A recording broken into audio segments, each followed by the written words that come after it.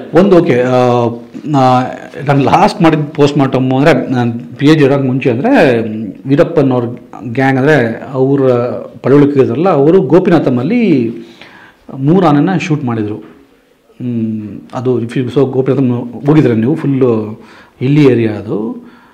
ಅದೇನಾಗಿದೆ, ಅವರು ಗೊತ್ತಾಗಿದೆ ಹುತಾತ್ಮ ದಿನಾಚರಣೆ ದಿನ ಎಲ್ಲ ಫಾರೆಸ್ಟ್ ಡಿಪಾರ್ಟ್ಮೆಂಟಲ್ಲಿ ಹೋಗ್ತಾರೆ ಶ್ರೀನಿವಾಸ್ ಸರ್ ಸಮಾಧಿ ಹತ್ರ. ಜನ ಇರಲ್ಲ, ಪೆಟ್ರೋಲಿಂಗ್ ಅಂತ ಮಾಡಿದ್ದಾರೆ. ಕರೆಕ್ಟಾಗಿ ಪ್ಲ್ಯಾನ್ ಮಾಡಿ 3 ಆನೆನೂ ಶೂಟ್ ಮಾಡಿದ್ದಾರೆ. ಅದು PCF ರವಿರಾಜ್ ಸರ್ ಅಂತ. ಸೊ ನಾನು ಹೋಗೋ PhDಗೆ ಅಪ್ಲೈ ಮಾಡಿದ್ದೆ, ನನಗೆ PhDಗೆ ಹೋಗಬೇಕು ಅಂತ.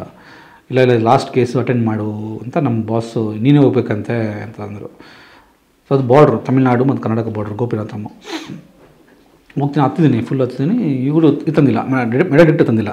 ಡಾಕ್ಟರ್ ಪರವಾಗಿಲ್ಲ ಮಾಡಿ ಅಂದರೆ, ಇಲ್ಲ sir, when it is a suspected case of poaching shoot ಮಾಡಿ ಅಂತ ಗೊತ್ತಾದಮೇಲೆ ನಾನು ನಿಜವಾಗ್ಲೂ ನನ್ನ ಆಗಿನ PCF ರವಿಲಾಲ್ ಸರ್ ತುಂಬ ಮೆಚ್ಕೊತೀನಿ. PCF ಒಂದಿನ ಅಲ್ಲೇ ಹಾಲ್ಟ್ ಮಾಡಿ ಜಸ್ಟ್ ಫಾರ್ ಮೆಡಲ್ ಡಿಟೆಕ್ಟರ್ಗೆ. ಮೆಡಲ್ ಡಿಟೆಕ್ಟರ್ ತರಿಸ್ಬಿಟ್ಟು ನೆಕ್ಸ್ಟ್ ದಿನ ಮತ್ತೆ ಹತ್ತಿದ್ವಿ ನಾವು. ಅಂದರೆ ಒಂದ್ಸರಿ PCF ಅಂದರೆ ಹತ್ತಿ ಇಳಿದು ನೆಕ್ಸ್ಟ್ ದಿನ ಮತ್ತೆ ಅದು ಬಂದಮೇಲೆ ಮತ್ತೆ PM ಮಾಡಿ ಎಲ್ಲ ಮಾಡಿ ಅವ್ರು ಕರೆಕ್ಟ್ ಎಕ್ಸ್ಪ್ಲೇನ್ ಮಾಡಿದೆ. ನೋಡಿ ಸರ್, ಹಿಂಗೆ ಬುಲೆಟ್ ಅವ್ರು ಎಷ್ಟು ಚೆನ್ನಾಗಿ ಶೂಟ್ ಮಾಡ್ತಾರೆ ಅಂದರೆ ಸರ್, ಅವ್ರು ಶಾರ್ಟ್ ಶೂಟ್ ಹೆಂಗಿರ್ತಾರೆ ಅಂದರೆ ಕರೆಕ್ಟಾಗಿ ಬ್ರೈನಿಗೆ ಹೋಗುತ್ತೆ, ಇಲ್ಲಿಂದ ಹೊಡೆದಿದ್ದಾರೆ. That is a way forensic ನಾವು ಮಾಡ್ಬೇಕಾರೆ ಎಲ್ಲಿ ಕೂತಿದ್ದಾರೆ, ಇಲ್ಲಿಂದ ಹೊಡೆದಿದ್ದಾರೆ, ಅಲ್ಲಿ ಅವರು ತಮಿಳ್ನಾಡುದು ಬೀಡಿ ಪ್ಯಾಕೆಟ್ ಸಿಗುತ್ತೆ ನಮಗೆ, ಅವೆಲ್ಲ ತೊಗೊಬೇಕು. ಹೆಂಗೆ ಹೇಳ್ತೀವಿ ತಮಿಳ್ನಾಡು ಅಂದರೆ sir beedi packet is from ಇದು, ಆ ಬೀಡಿ ಇದು. ಆಮೇಲೆ ಆ ಬಟ್ಟೆ ಲುಂಗಿ ಇದೆಯಲ್ಲ, ನಮ್ಮ ಕರ್ನಾಟಕ ಲುಂಗಿ ಬೇರೆ ಇರುತ್ತೆ, ಅವ್ರ ಥರ ಬೇರೆ ಲುಂಗಿ ಇರುತ್ತೆ. ಆ ಪೀಸ್ಗಳು ಬಿದ್ದಿರ್ತವೆ, ಅಡುಗೆ ಮಾಡಿರ್ತಾರೆ ಅಲ್ಲಿ, ಕ್ಯಾಂಪ್ ಮಾಡ್ತಾರೆ ಆಯಿತಾ. ಅವೆಲ್ಲ ಕುರು ಸಿಗೋದು ನಮಗೆ. ಅದೆಲ್ಲ ಅದು ನನ್ನ ನನಗೆ ತುಂಬ ತೃಪ್ತಿ ಕೊಟ್ಟಿರೋ PM ಅಂದರೆ ಅದೊಂದು. PCF ಖುದ್ದ ನಿಂತ್ಕೊಂಡು ಅದನ್ನೆಲ್ಲ ಹೋಗಿ ಬ್ರೈನ್ ಓಪನ್ ಕಲ್ಲು ಇದು ಹೆಡ್ನ ಓಪನ್ ಬ್ರೈನ್ ತನಕ ಹೋಗಿ ಆ ಬ್ರೈನಿಂದ ತೆಗೆದಿದೆಯಲ್ಲ ನೀವು. ಆನೆ ನೀವು PM ಆದರೆ ಸರ್ ತಲೆ ಬಂದರೆ ಅಂತಾರೆ ಸುಮಾರು ನಿಮಗೆ ಪುಡಿ ಆಗುತ್ತೆ ಒಂಥರ. ಅದು ಸ್ಪೇಸ್ ತುಂಬ ಇರುತ್ತೆ ಅಲ್ಲಿ ಆಯಿತಾ. ಸೊ ಅದನ್ನೆಲ್ಲ PM ಮಾಡಿ ಇದೆಲ್ಲ ಅವಾಗ ನನಗೆ ಇವತ್ತು ಹೇಳ್ತಾರೆ ಅಲ್ಲಿ ಹೋದಾಗ, ಸರ್ ನಿಮ್ಮ ಥರ PM ಯಾರೂ ಮಾಡಲ್ಲ ಸರ್, ನೀವು PCFಗೆ ಒಂದಿನ ಆಲ್ಟ್ ಮಾಡಿಸ್ತೀರಿ. ಪಾಪ PCF ಮೆಚ್ಕೊಂಡ್ರು ಅವಾಗ. Today I understand why some people like you, some people don't like you ಅಂತ. ಯಾಕಂದರೆ ಕೆಲಸ ಮಾಡೋದ್ರೆ ಲೈಕ್ ಆಗ್ತೀನಿ, ಯಾಕಂದರೆ ಅವ್ರು ಗೊತ್ತಾಗಬೇಕು ಏನು ಅಂತ. ಬೇರೆ ಯಾಕಪ್ಪ ಬಂದರೆ ಅವನು ಒಂದಿನ ಫುಲ್ PM ಮಾಡ್ತಾನೆ ಅಂತ. ಪಾಯಿಂಟ್ ಅದಲ್ಲ. ನಾನು ಅವತ್ತೊಂದು 10 ನಿಮಿಷಕ್ಕೆ ನಾವು ಫಾರ್ಮಾಲಿಟಿ ಮಾಡಿ ಹೋಗೋದಲ್ಲ. ನಾವು ಒಬ್ಬ ಡಾಕ್ಟ್ರ್ ಆದವರು ಆ ಆಳು ತಿಳಿಬೇಕಾಗತ್ತೆ, ಇದು ಶೂಟ್ ಆಗಿದೆ, ಇದರಿಂದ ನಾವು ಅದನ್ನೆಲ್ಲ ಪ್ಯಾಕ್ ಮಾಡಿ ನೆಕ್ಸ್ಟ್ ದಿನ ಅದನ್ನು ಕಳಿಸಿ ನಾಳೆ ನಮ್ಮ ಆತ್ಮಸಾಕ್ಷಿ ನಾವು ಕೇಳ್ಕೊಬೇಕು ಸರ್, ನಾನು ಮಾಡಿದ ಸರಿನಾ ತಪ್ಪ ಅಂತ.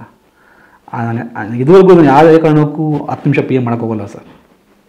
ನನ್ನ ಬಗ್ಗೆ ಹೊಗಳೋದಿಲ್ಲ ಸರ್, ನೀವು ಬಂದರೆ ಸಕಾಟ ಮಾಡ್ತಾರೆ ಸರ್ PMನ. ನಾವೆಲ್ಲ ಇವತ್ತು ನೀವು ಚಾಮರಾಜನಗರ ಹೋದರೆ ನನ್ನ ಒಟ್ಟಿಗೆ ವರ್ಕ್ ಮಾಡೋ RFOಗಳೆಲ್ಲ ಅಥವಾ ಡ್ಯೂರೆಲ್ಲ ತುಂಬ ಖುಷಿ ಪಡ್ತಾರೆ. ಬಿಡಿ ಸರ್, ನೀವು ಫಸ್ಟ್ ನಾವು ಅಂದ್ಕೊಂಡಿದ್ವಿ ತುಂಬ ಟಚ್ ಕೊಡ್ತಾರೆ ಡಾಕ್ಟ್ರು ಅಂತ, ಬಟ್ ಇವತ್ತು ನಾವು ನಿಮ್ಮ ಡಾಕ್ಟ್ರು ಸುಳ್ಳು ನಾವು ಹೇಳ್ತೀವಿ ಸರ್ ಡಾಕ್ಟ್ರಿಗೆ ಇದು ತಪ್ಪು ಮಾಡ್ತೀರಾ ಅಂತ. ಅದು ಒಬ್ಬ ವೃತ್ತಿಪರವಾಗಿರಬೇಕಾದ ಒಂದು ಬದ್ಧತೆ. ಇವತ್ತು ನಾವು 10 ನಿಮಿಷಕ್ಕೆ ಮಾಡಿ PM ಮಾಡೋಣ ನಾನಂತೂ ಬಿಲೀವ್ ಮಾಡಲ್ಲ. ನನಗೆ ಕೊಟ್ಟ ಟೀಚರ್ಸ್ಗೆಲ್ಲ ನಾನು ಆಭಾರ ಆಗಿದ್ದೇನೆ. ಅವ್ರು ಹೇಳಿದ್ರು, ಯಾವುದೇ ಕಾರಣಕ್ಕೂ ಈ ಪ್ರೊಫೆಷನ್ನಲ್ಲಿ ಸುಳ್ಳು ಹೇಳೋಕ್ಕೆ ಹೋಗಬೇಡಿ. ಎನಿ ಪ್ರೊಫೆಷನ್, ಬಟ್ ಎಸ್ಪೆಷಲಿ ಈ ಪ್ರೊಫೆಷನ್, ಯಾಕಂದರೆ ಮುಗ್ಧ ಪ್ರಾಣಿಗಳು ಸರ್ ಅವೆಲ್ಲ. ಸೊ ಇವತ್ತು ನನಗೆ ಅನಿಸುತ್ತೆ, ನಾನು ಯಾಕೆ ಇಷ್ಟೆಲ್ಲ ಟೈಗರ್ ಆಗಲಿ ಅಥವಾ ಬೇರೆ ಬೇರೆ ಅಟ್ಯಾಕ್ ಮಾಡಿ ಯಾಕೆ ಬದುಕಿದ್ದೀನಿ ಅಂದರೆ ಮೋಸ್ಟ್ಲಿ ಅವು ಎಲ್ಲೋ ಅದ್ರ ಪೂರ್ವಜರು ನಂಗೆ ಆಶೀರ್ವಾದ ಮಾಡಿರ್ಬೋದು. ನನಗೆ ಒಂದು ಸ್ಕ್ರಾಚ್ ಆಗೋಲ್ಲ ಮೈ ಮೇಲೆ. ಸೊ ಸರ್ ಕರ್ಮ ಸರ್, ನಾನು ಸಿಂಪಲಾಗಿ ಹೇಳ್ತೀನಿ ಸರ್, ನಾನು ಒಂದೇ ಒಂದು ಪ್ರಿನ್ಸಿಪಲ್ ಲೈಫಲ್ಲಿ ಬಿಲೀವ್ ಮಾಡ್ತೀನಿ, ಕರ್ಮ. ನೀನು ಒಳ್ಳೇದು ಮಾಡ್ತೀನಿ ಒಳ್ಳೇದಾಗತ್ತೆ, ಕೆಟ್ಟದ್ದು ಮಾಡ್ತಾ ಕೆಟ್ಟದಾಗತ್ತೆ, ಟೈಮ್ ತೊಗೊಳತ್ತೆ.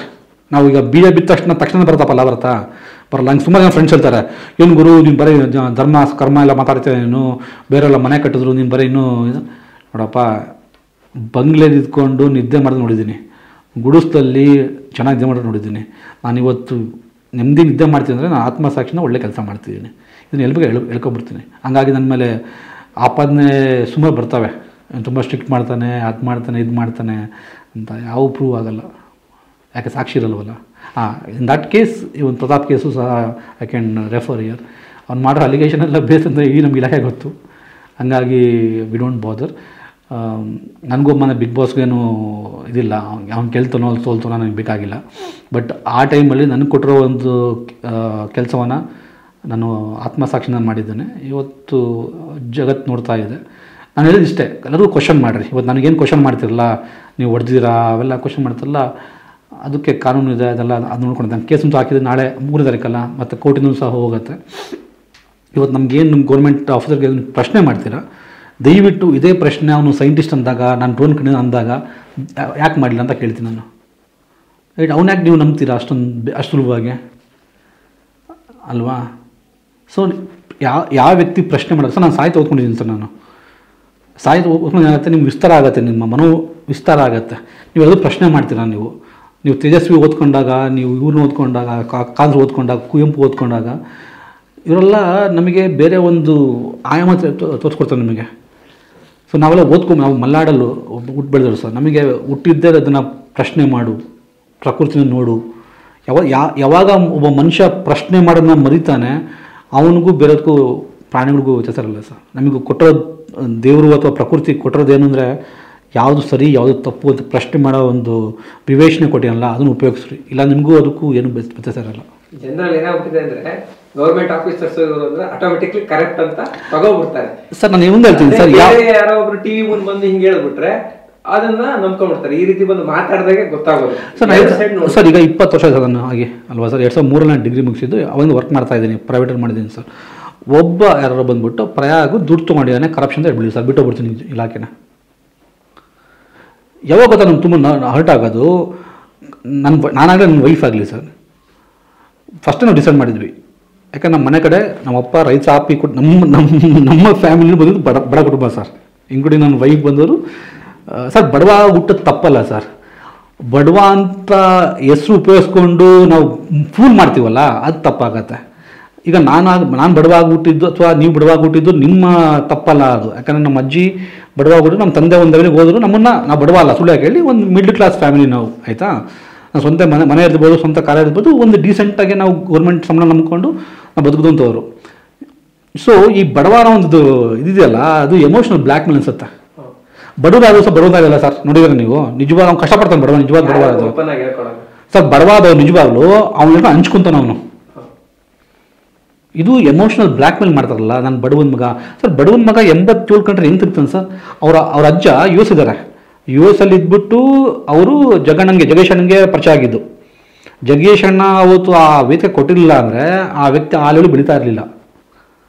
ಸೊ ಒಂದು ಕೊಟ್ಟಿರೋ ವೇದಿಕೆನ ನೀವು ದುರುಪಯೋಗ ಪಡಿಸ್ಕೊತೀರಾ ಅಂದರೆ, ಅದೇ ವ್ಯಕ್ತಿಗೆ ನೀವು ಮಕ್ಕಳ ಬಗ್ಗೆ ಮಾತಾಡ್ತೀರಾ ಅಂದರೆ, ಅದು ನಿಮಗೆ ತೋರಿಸುತ್ತೆ ಸರ್. ಬಕ್ರ ಆಗೋರು ಏನು ಮಾಡೋಕ್ಕಾಗಲ್ಲ. ನಾನು ಕಟು ಸತ್ಯನ ಮುಂದಿಡ್ತೀನಿ. ಯಾವತ್ತು ಸತ್ಯ ಕಟು ಸರ್. ಇವತ್ತಲ್ಲ ನಾಳೆ ಅವನೇನು ಅನ್ನೋದು ಪ್ರಪಂಚ ಒಂದ್ಸರಿ ಗೊತ್ತಾಗಿದೆ, ಇನ್ನೊಂದ್ಸರಿ ಗೊತ್ತಾಗತ್ತೆ, ಆಯಿತಾ. ಸೊ ಹಂಗಾಗಿ ನಾನು ಜನಕ್ಕೆ ಹೇಳಿದ್ದು ಇಷ್ಟೇ, ತಲೆ ಉಪಯೋಗಿಸ್ರಿ, ಅಂಧ ಭಕ್ತರಾಗ್ಬಿಡ್ರಿ. ಇವತ್ತು ಸಹ ನೆನ್ನೆ ಕಟಾಡ ಫಿಲಮ್ದು ಸಕ್ಸಸ್ ಮೀಟ್ ಇತ್ತು, ನಾನು ನೋಡ್ತಾ ಇದ್ದೆ, ಹೋಗಿದ್ದೆ ನಾನು ಅದೇ ದರ್ಶನ್ ಸರ್ಗೆ ಅವರು ಇದಕ್ಕೆ ಅಲ್ಲಿದ್ದಾಗ ನಾನು ಹೋಗ್ತಿದ್ನಲ್ಲ, ಅವನ ಅಭಿಮಾನಕ್ಕೆ ಅವ್ರು ಇನ್ಸ್ಪಿರೇಷನ್ ಆಗ್ತಾರೆ ಒಬ್ಬರು. ಇವತ್ತು ಆ ವ್ಯಕ್ತಿ ಆ ಲೈಟ್ ಬಾಯಿಂದ ಇವತ್ತು ರಜನಿಕಾಂತ್ ಬಿಟ್ಟರೆ ಆ ಥರ ಕ್ರೇಜ್ ಯಾರೂ ಇಲ್ಲ ಅಂತ ನಿಮಗೆ ಆನ್ಲೈನ್ ಸಿಗುತ್ತೆ ಇನ್ಫಾರ್ಮೇಷನು. ಇಡೀ ಭಾರತ ಚಿತ್ರರಂಗದಲ್ಲಿ ರಜನಿಕಾಂತ್ ಬಿಟ್ಟರೆ ಆ ಥರ ಕ್ರೇಜ್ ಎಲ್ಲೂ ಸಿಗಲ್ಲ ಸರ್. ಆ ವ್ಯಕ್ತಿ ಒಂದು ತೂಕ ನೋಡಿದರೆ ನೀವು ನೆನ್ನೆ ಆರ್ಡರ್ ಮಾತಿದೆಯಲ್ಲ, ರಾಜ್ಕುಮಾರ್ ಕಂಪೇರ್ ಮಾಡ್ತಾರೆ ಅಂತ. ರಾಜ್ಕುಮಾರ್ ನನ್ನ ದುಡುಗು ಸಮ ಇಲ್ಲ ಅಂತ ಹೇಳ್ತಾರೆ. ಅಂಥ ವ್ಯಕ್ತಿ ಆ ವ್ಯಕ್ತಿ ಒಂದು ಮಾತು ಅಂದರೆ ಇಡೀ ಮೈಸೂರಿಗೆ ಅಷ್ಟೊಂದು ಫಂಡ್ ಬರುತ್ತೆ. ಅವ್ರು ನಮ್ಗೆ ಇನ್ಸ್ಪಿರೇಷನ್ ಆಗಬೇಕು, ಆ ಥರ ಮಾಡೆಸ್ಟ್ ಇರಬೇಕು. ಎಲ್ಲೂ ಆ ವ್ಯಕ್ತಿ ನನ್ನ ಬಡವನ ಮಕ್ಕಳು ಅಂತ ಹೇಳಿಲ್ಲ ಸರ್. ಅವ್ರ ಅಪ್ಪನ ಪಾಪ ಸ್ಟ್ರಗಲ್ ಮಾಡೇ ಬಂದಿರೋದು ಇಂಡಸ್ಟ್ರಿಯಲ್ಲಿ. ಇವತ್ತು ಅವ್ರು ಮಾಡೋ ತೂಕ ಇದೆಯಲ್ಲ ಸರ್, ವರ್ಕ್ ಮಾಡೋದು ಅಥವಾ ಮಾತಾಡೋ ತೂಕ ಇದೆಯಲ್ಲ, ಅದು ಉಳಿಸ್ಕೊಬೇಕು sir. There no short cut to success sir. ನಾನು ಯಾಕೆ ತುಂಬ ಉದಾಹರಣೆ ಕೊಡ್ತೀನಿ, ಕಾಂಟೆಂಪ್ರರಿ ಇದರಿಂದ ಹೇಳ್ತೀನಿ. ಕಾಟಾರ ಸಕ್ಸಸ್ ಆದಮೇಲೆ ಒಬ್ಬ ಲೈಟ್ ಬಾಯ್ ಆದವನು ಇವತ್ತು ಆ ಲ್ಯಾಂಬೋರ್ಗಿಯಲ್ಲಿ ಹೋಗೋ ಲೆವೆಲ್ಲಿಗೆ ಬೆಳೀತಾರೆ ಅಂದರೆ ಜನ ಬೆಳೆಸ್ತಾರೆ. ನಿಮ್ಮಲ್ಲಿ ಸತ್ಯ ಇದ್ದರೆ ಬೆಳೆಸ್ತಾರೆ.